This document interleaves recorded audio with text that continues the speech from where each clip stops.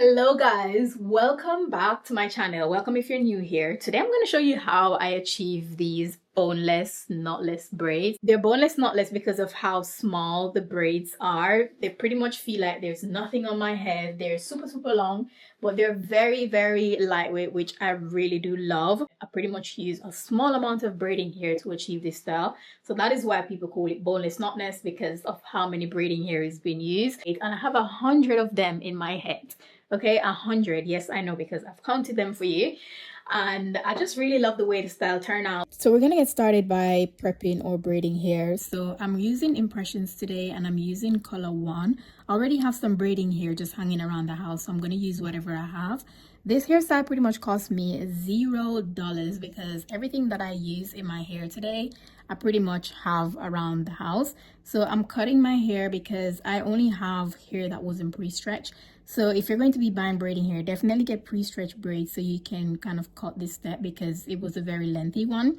So once I cut the hair, of course, after that, I'm going to be fraying the ends to remove any blunt ends from the hair. Once I'm done doing that, then I'm going to separate my braiding hair on my rack just to make the process of braiding a little bit quicker for me.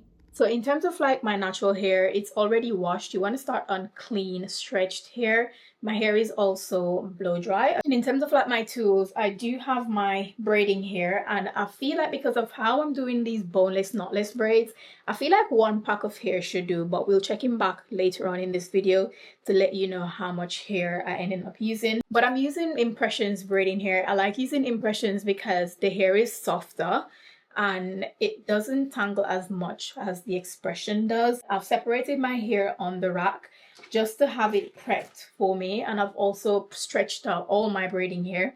I wanted to use all the braids that I already have instead of buying more hair. So the pack of braiding hair that I have, it wasn't stretched, so I had to spend a little bit more time stretching it. So to save yourself some time, make sure you get pre-stretched braiding hair. In terms of like the tools that I will be using today, I do have a wide tooth comb, and I've also have some clips to help me again just hold my hair in place. A comb that will assist me with my parting. And talking about assist with parting, I do have a 3-way mirror which we're going to be using to part our hair. Parting when you're doing braids literally make or break the style, and I feel it's one of the most important parts of braiding is make sure that the part is looking good.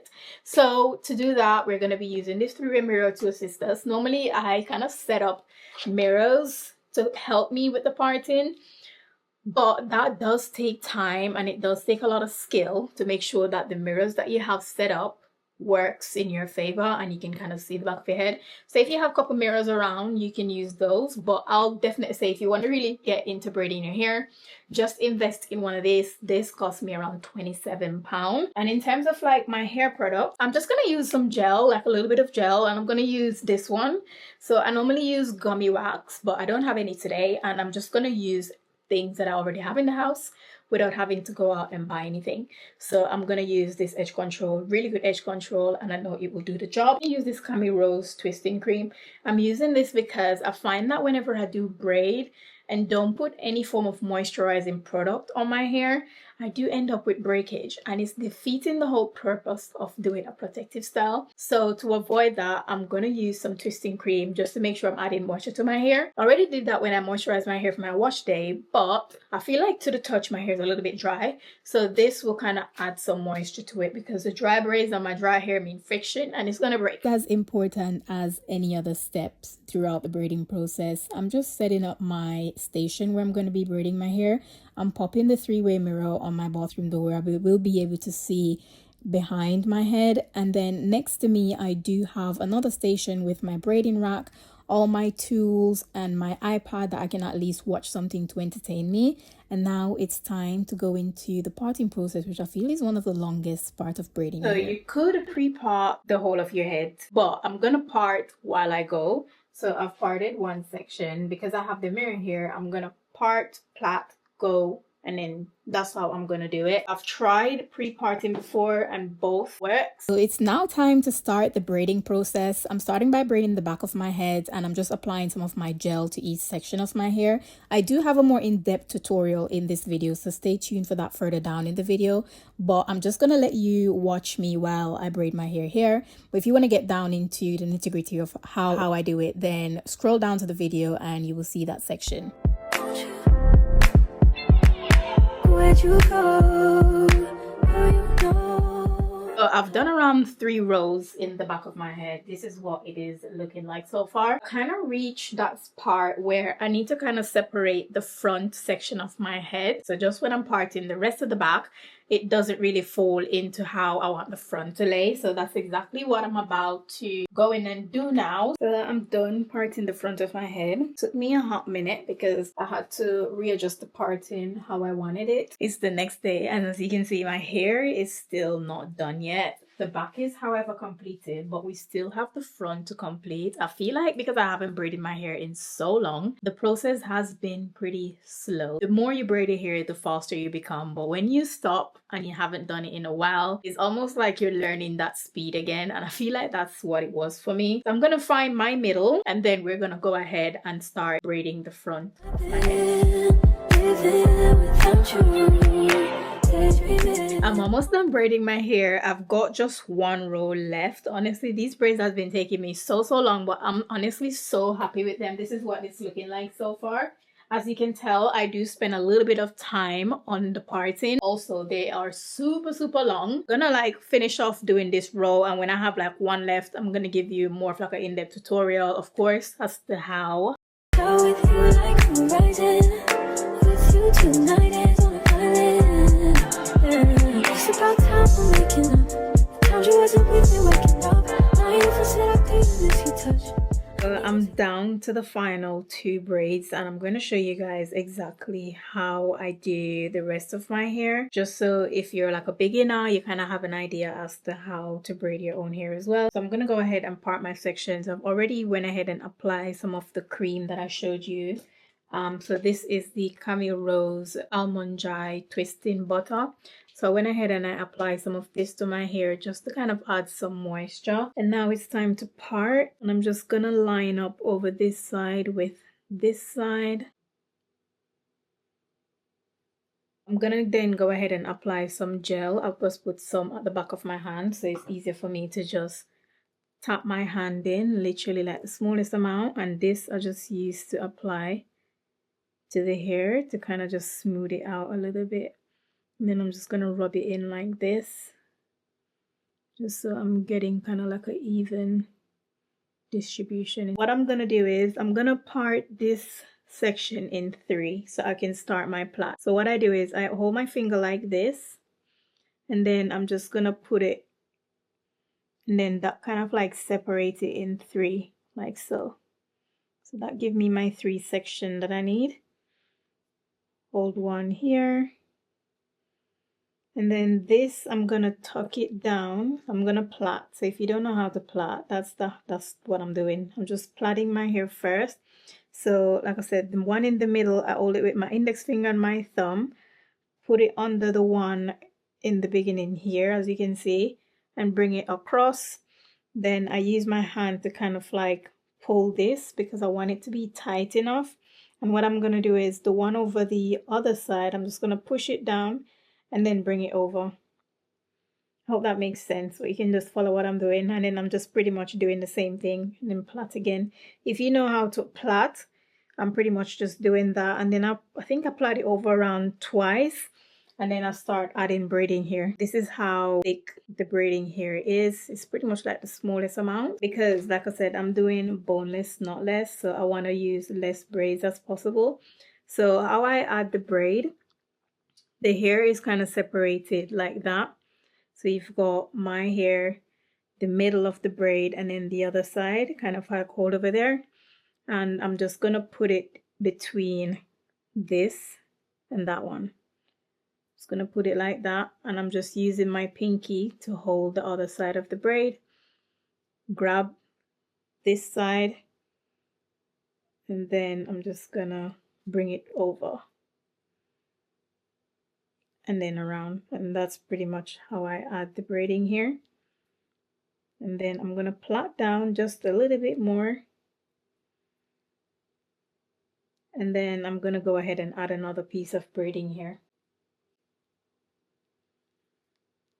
Sometimes when you're braiding, some part of the hair is a bit smaller than others, and I tend to add the braiding here over this side just so it can kind of like have the same level of thickness. For example, this one is kind of like a bit thinner than the other ones. I'm going to add some more braiding here, and again around the same amount, same thickness, and I'm just going to add that in and then continue plaiting. If you already know how to plait, this will pretty much be super easy for you, because it's a case where you plait a little bit of your hair and then you add the braiding hair in. So the only thing you will need to become good at is how to add the braiding hair, and I'm going to show you that again. They have the hair separated like that. You can add this in the middle, put it under the thumb that's holding the other hair like that, and then just wrap it around. Make sure you're holding the braiding hair properly, because it will fall out, and then wrap it around. And that's one of the easiest way to kind of like see how I do it, but I prefer to add the braiding hair this way by using my index finger and my thumb to kind of like hold this side of the hair like that. Put the braiding hair like this, so literally on top of it like that, and then bring the other part of the hair over, so that way I have like a better grip of the braiding hair, and then I just plait down. So once you can grasp that, if you can pretty much plait your hair, then these braids will be nothing for you to do. It's pretty much doing the parting, which you can use a 3-way mirror to help you with that, and a lot of time, babe, because it's the second day for me and it's pretty much 10 o'clock now, but I've been working today, so I've been kind of like doing it in my free time, and then of course after work. I'm gonna keep adding braiding here to get the desired length that I want. So because the braid is so long, what I like to do is just put it in my mouth to shorten it a bit, and then just continue with the plaiting process until it's done. Okay, so let's do this again. Always excited when the last braid is left. So we're gonna take our braid. We're gonna add a little bit of gel. Let me add a little bit more to my hand. We're gonna take these 2 fingers, put it in the section just to separate, or you can just separate it in 3. I just like to take my fingers and get some decent sections, you know. I like to plait close to the roots, so that way it just lasts me a little bit longer. And then I'm just gonna pull this, do that again, and then we're gonna start adding the braiding here from here. You're gonna separate the braid, and then you're gonna add the braid in the middle like so, and then plait. Go ahead and add some more braiding here after I plait down just a little bit, and then do that again. Then I'm just gonna keep adding the braiding here, and I'm gonna plait down. And that is how I do my knotless boneless. You add based off the length of your braid, because each of my braiding here is super short because I cut the hair itself in 4. I am adding a lot of hair, like I mentioned, to get my desired length. I'm gonna plait down a bit. I'm gonna start adding where I feel like I need to add some more braiding here. Okay, and we're done. To give you some context, this braid just took me about 7 minutes to do, just so you kind of have some idea on timing, but I'm done.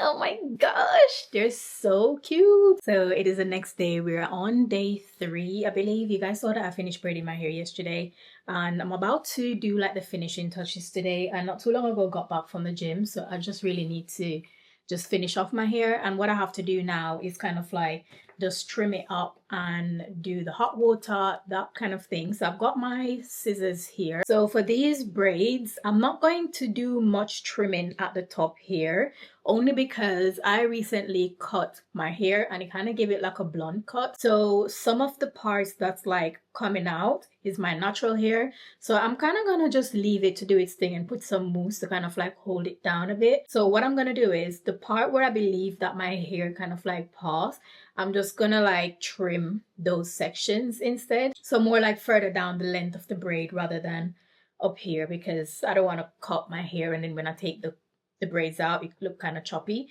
So I'm just gonna just trim up the braids.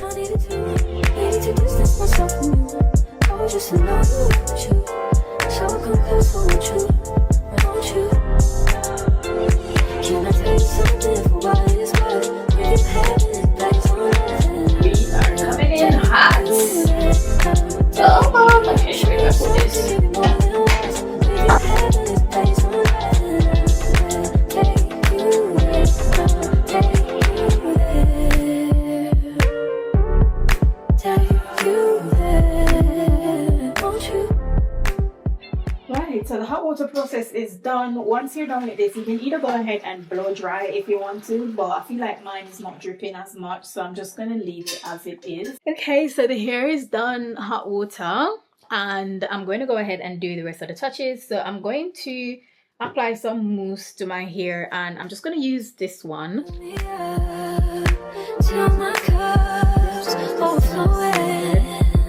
I'm so anxious just to feel the silence. It's so quiet, but I hear you. Actually, I want to put some oil on my scalp. So I'm going to go ahead and apply some of this rosemary oil.